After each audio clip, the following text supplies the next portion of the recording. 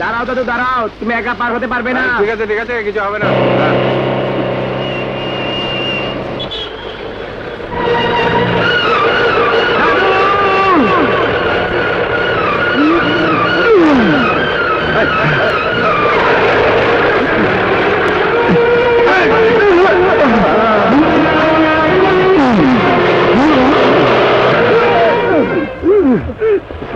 শালা গায়া ভূত, বাজি ধরে 16 কোটি খেলছিলাম, আমার জিতা গেম। 50 টাকা দাও।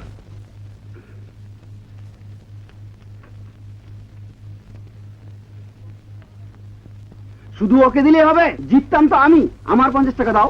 আরে ভাই, এক খেলায় কয়জন জিতে? আবে রাখ।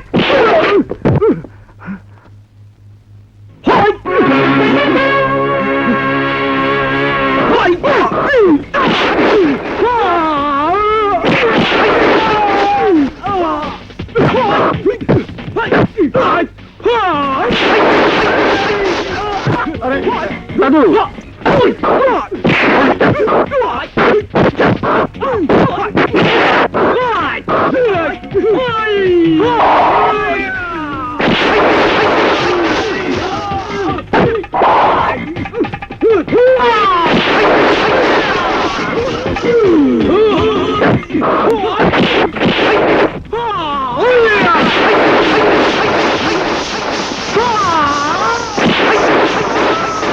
দাদু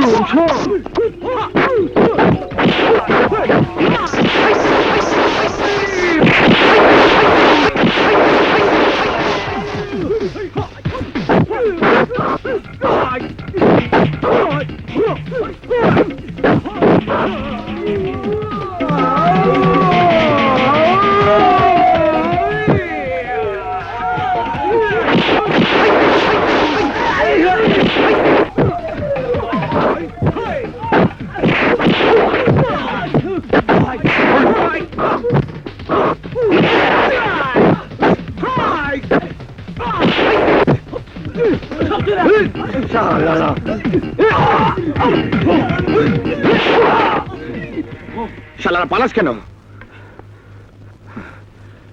তোর কোথাও লাগেনি তো দাদু ভাই? না দাদু,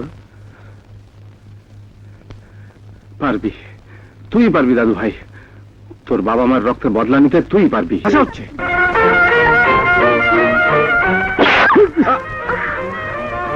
করছিস কি দাদু? মেয়েদের গায়ে হাত দিতে নেই। তুমি চুপ করো দাদু, চলো তোমার গার্জিয়ানের কাছে। আরে আরে দাদু করছিস কি? শোন শোন, ছাড়ো। চলো চলো তোমার গার্জিয়ানের কাছে। আর কি হয়েছে বলবে তো? আরে ভাই আই না, আঙ্কেল আঙ্কেল, মাদ্রাজি আঙ্কেল। কি হয়েছে বলো তো? আমার বৃদ্ধ দাদুটাকে চড় মেরেছে, এই তো। কি যে মনে করো না বাবা, এটা ওর একটা বাতিক, অসুখই বলা যেতে পারে। অসুখ? টাক দেখলেই ওর হাত চুলকায়, তাই তাকে চর না মারা পর্যন্ত শান্তি পায় না। বিশ্বাস হচ্ছে না? এই দেখো মামুনি,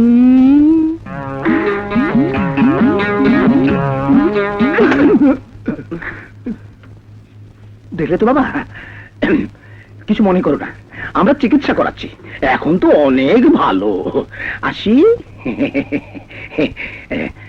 চলো মামুনি।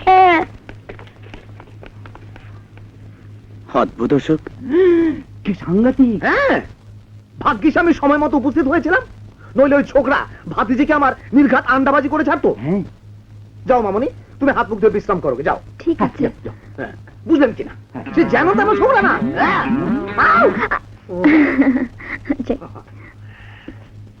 না না, আর অবহেলা করা যায় না। আমি আজই হুজুরের কাছে যাব। হুজুর? কোথাকার হুজুর?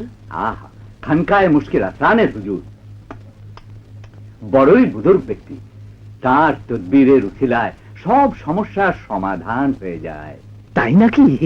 হ্যাঁ, তাহলে মেহেরবানি করে আমাকেও নিয়ে চলুন না। হ্যাঁ, নিতে পারি, তবে হুজুরের নেক নজর আপনার উপরে পড়বে কিনা সে নিশ্চয়তা দিতে পারি না। ওখানে বড় বড় রুই কাতলার যা ভিড়, এই তুলনায় আমি তো পুঁটি মাছ, তাই না? তবে চুনো পুঁটি না, সরপুঁটি। কদর আছে। ও,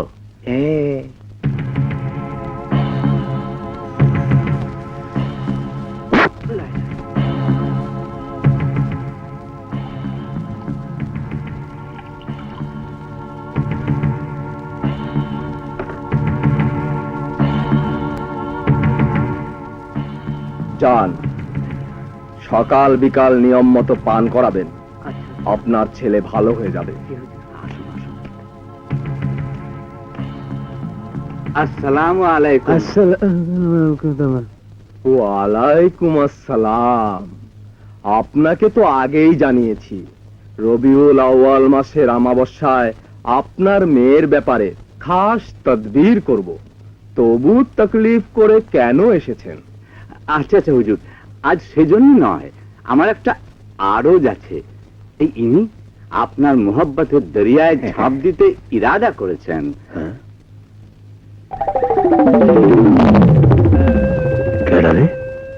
আপনারা একটু পাশের রুমে অপেক্ষা করুন, আমি নূতন মেহমানের সাথে একটু আলাপ করি।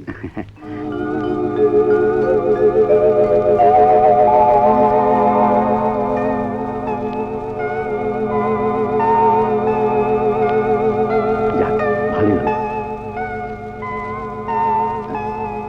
আপনি পাশের রুমে অপেক্ষা করুন ফজল সাহেব। জি জি। যান, আপনার কপাল মনে হয় খুলে গেল। খবরদার কোন বেয়াদবি করবেন না। হ্যাঁ,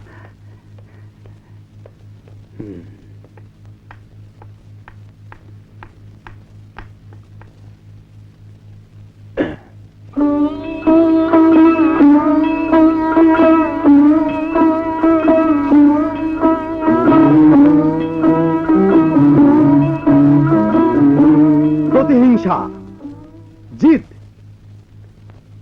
তোমার মাথার ভেতর গিজগিজ গিজগিজ করছে। সাফল্য তোমার আসবে, তবে ধরে রাখতে পারবে কিনা এক্ষুনি বলা যাচ্ছে না। তুমি যদি এত কিছুই জানো, তাহলে জেলে কেন? নিজের হাত দেখে বুঝতে পারোনি যে তোমাকে জেলে আসতে হবে? হ্যাঁ, পেরেছিলাম। হাত দেখে ভবিষ্যৎ বলা যায়, কিন্তু সমাধান দেয়া যায় না। তাহলে হাত দেখে লাভ কি? আইয়া যাও। আইয়া, জেলখানার বেনামবারি জ্যোতিষ, এবার নামবারি হুজুর। তা দোষ এত সব কি করে করলে?